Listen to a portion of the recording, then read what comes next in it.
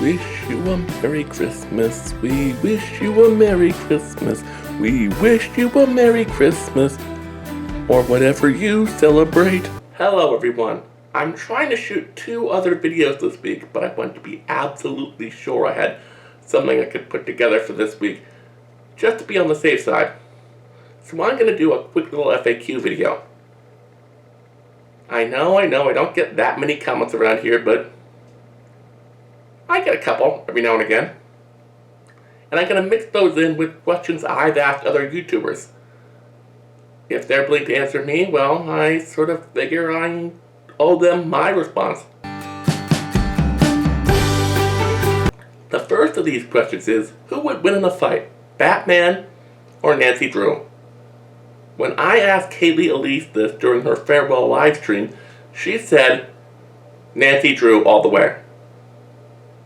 But when I asked Steve Shives, he said it'd be an interesting fight, but you think in the end Batman would win, even though he wouldn't want to fight a teenage girl. As for me, I think it comes down to what era you're talking about.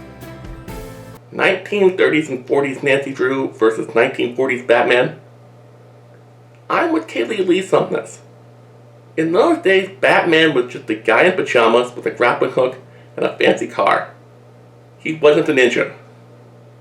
And in those days, Nancy was allowed to be a fighter.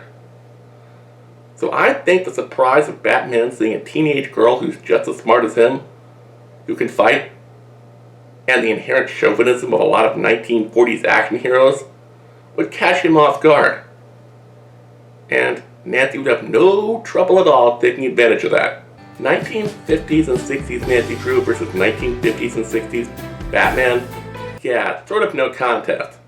In those days, Batman wasn't a ninja yet, but he carried around a kryptonite flashlight, laser gun, shrink rays. He had an atomic-powered car, a submarine, a personal helicopter. And Nancy was not only a teenage girl, but she was in the process of being nerfed. So, point Batman. 70s and 80s Nancy Drew versus 70s and 80s Batman. Again, no contest. This era was a huge step backward for Nancy Drew. She went from stopping international smugglers to rescuing lost puppies, and having casually racist against Native American adventures that involve fake flying saucers. Meanwhile, Batman was shedding some of that super tech, but he was also having adventures where he was fighting Ra's al Ghul and becoming a ninja. So, again, I give this one to Batman. 90s Nancy Drew versus 90s Batman. That would be fun. Because at that point, Nancy was becoming a badass again. Yes, she did not have the fighting skills or the level of technology that Batman had. But she'd be smart enough that she wouldn't have to. You see, she would be able to calculate roughly how much it would cost to be Batman. And then, look around Gotham City and find out who had enough money to actually do it. Which would mean maybe 10 people in the entire city. And then, she would figure out how many of them were male. And, there'd be maybe 8 people left. And then, of those 8, who were the right age, and that would get her down to maybe 5 people. And then, the right build, which would get her down to 3 people. And then, how many of them aren't already supervillains? And that would leave her with just one possible person who could be Batman, Bruce Wayne. And she wouldn't go into a situation where she would have to fight Batman without giving a disc with the information and the evidence to back it up to Bess or George to give to the Gotham police if she's not back in an hour and a half. And Batman would be impressed, pissed off but impressed. And then it would turn out that Nancy had only needed to figure out Batman's identity so that she could clear him as a suspect in a case that they're both investigating from different angles. And I think at that point Batman would be okay with her. Because contrary to what people think, it's not vigilantes operating in his city that pisses him off. It is vigilantes who don't know what they're doing that piss him off. Now, the modern era Batman versus Nancy Drew. And, well, Batman does not fight children. Okay, there is that, but I said the modern era Batman. Oh wait, he fought Damian, but that was for training purposes.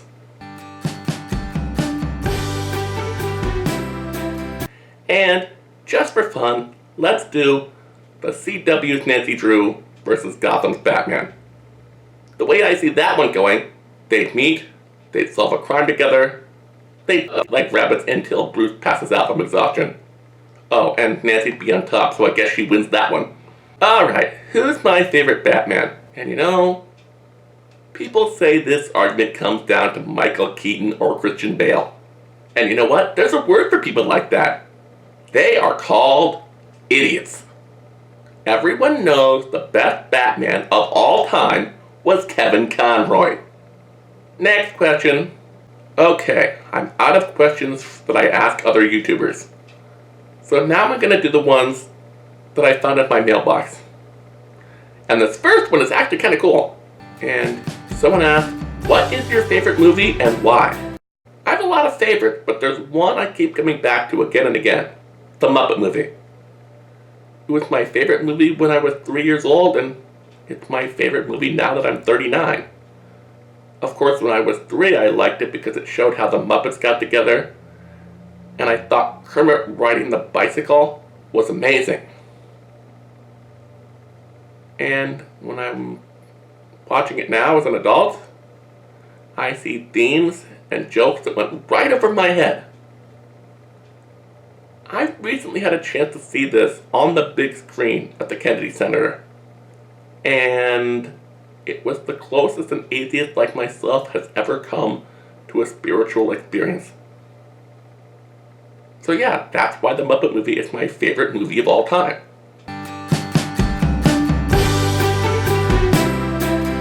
The same person who sent that asked, what about your favorite book? Anyone who knows me knows my favorite author of all time is Samuel Langhorne Clemens, aka Mark Twain. And my favorite piece of his fiction was The Adventures of Huckleberry Finn. It's just about the perfect book. Unfortunately, a lot of the things it talks about are still relevant today. But it's really a book about growing up. It just works in issues of racism and classism into a book about something else. So, it doesn't seem all that preachy. The next question is, what is a bad movie you've seen that you think could have very easily been fixed? And I have to say, Teenage Mutant Ninja Turtles 2014. And my way to fix it is a 4-step process. Step 1, don't hire Michael Bay as a producer. Step 2, get a writer who knows the Turtles inside and out. Somebody like former writer of the comics and several episodes of various cartoon series, Stephen Murphy. Step 3, go back to the Jim Henson Company. Have them dig out their old designs. Rebuild them. Maybe make some upgrades to the suit so we don't have those weird shots where they have to hide the wires and tubings and things. Step 3, get a director who isn't embarrassed by the comic book conventions of the film. And step 4, get someone who can act, who can play April. Oh, and there's another step in there, an extra step. Bonus points, if you will. Don't put in so many goddamn Easter eggs as sequel bait. And if you do make a sequel, actually pay them off instead of just jumping ahead to Krang, Bebop, and Rocksteady. Okay, next question. Of all the videos you've made, which one is your favorite? It's not like I have a whole playlist of my favorite videos up or anything, but it's hard to pick. There are two that stick out in my mind as being really, really good. The first one being The Spatio Appointments Episode 2. It's one of the few times when I'm really 100% happy with my performance. You know, Matt had it easy on that one. He just had to be behind the camera and cue me. Me, I had to act against myself. And you know what? Tatiana Maslany makes it look so fucking easy. I remember when we were done shooting that, I was exhausted. I'm also fond of the review with the Ape. I think it should be the model of the good episodes of Did I Get What I Paid For going forward. I won't always have a sidekick, but you'll be able to tell when I'm really excited about what I'm reviewing if I have a sidekick. And I've talked with a few other friends since Matt can't always do it. And there are a few episodes in my backlog of DVDs they're excited about, so stay tuned. The next question is, why did I stop doing Insane in the public domain? And, well, that's a long story. I put up Bela Lugosi Meets the Brooklyn Gorilla and got no problems whatsoever. I put up one of the Laurel and Hardy shorts and got a copyright claim. I was able to prove that my print was one of the public domain ones, and eventually YouTube dropped the claim. Then I put up Flying Deuces, which was a nightmare because the person claiming it was in India. They were a shell company owned by another shell company owned by another shell company which owned by another shell company, where I was able to track the owner down. And apparently he had died in 2011 without an heir, which is the bot running things. So I had to wait the 30 days for the appeal to go away. And after that, it just became such a hassle and not worth the time.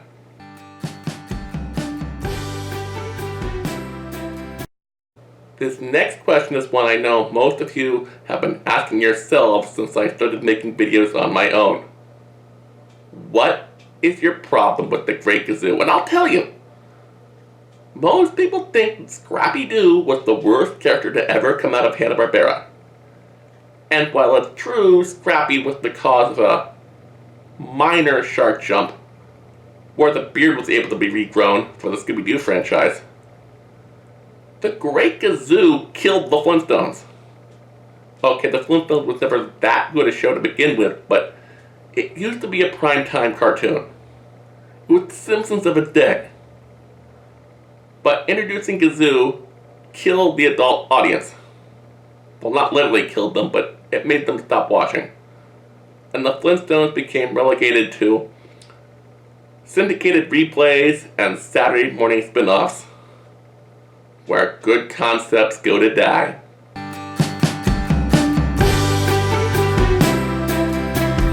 Here's another question I should have seen coming. What do you think of the CW's Nancy Drew? I only watched the pilot, but I have mixed feelings about it. On the one hand, Kennedy McMahon totally looks the part, but I don't like that they made the character that cynical. In the books, she's not naive, but she is optimistic. And the other problem I have is Bess Marvin. In the books, Bess is, the farmer's daughter down the street. She really is that naive. But she's the nicest person you'd ever meet. And yeah, she's a little boy crazy, but she's plump. And of course, this being the CW, they made Bess look like this. And they made her a complete and total mean girl. And to me, there's a difference between reinventing your character so they fit into the modern world, and reinventing the character until they have no resemblance to who they're supposed to be. One is good. One can help a franchise survive, and the other is just really stupid.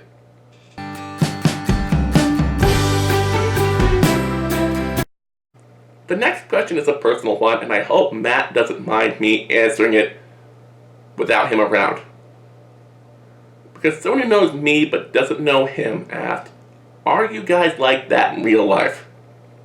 And I have to say, just go watch the bloopers reel. Look at us whenever we break character. How we're making each other laugh, doing all sorts of crazy shit. You can fake a lot of things. You can fake anger, you can fake annoyance, but you can't fake that. I don't have a brother, but, with Matt around it, Matt's family in the way that matters. See, I learned a long time ago that family isn't about DNA. It's about who's got your back in a shitstorm. So yeah, Matt's family. I can be more me around him than I can around some members of my actual family. Is there a movie you would like to make but you don't have the resources for? Yes, there are two. One of them is about 90% done. We just need somebody to come in and animate it for us, and that's going to take some money. Or we could do it a slightly cheaper way and buy a dragon puppet. But again, one that will fit our hands is a little bit pricey. I can't say much about what that is, but we have been leaving little hints here and there.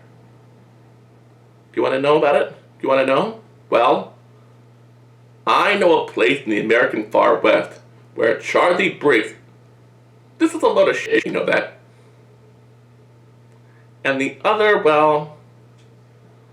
going to need a few props for. It'll be a lot easier to do. Yeah, I just need to go to the antique shop and see if they still have those action figures. But other than that, that one should be easy. The final question is, when will Did I Get What I Paid For come back? And what movies do you plan to do once you leave the public domain? And it's coming back very soon, probably in 2 to 3 weeks. The first episode is going to be a triple feature, sort of like the season finale of Season 0. It's going to have a superhero theme. One movie I'm doing in it is a documentary produced by DC Comics that looks like it should be good. The second one is a movie that has a very bad reputation. I'm not going to tell you what it is, other than that Popeye Chicken plays a prominent role. No, not their chicken sandwiches, just Popeye Chicken. And just to be sure I have at least one thing to look forward to, that 1996 classic starring Billy Zane and James Remar, The Phantom. Thank you guys for watching. If you enjoyed this video, please hit like or subscribe. And I'm going to roll some credits. See ya.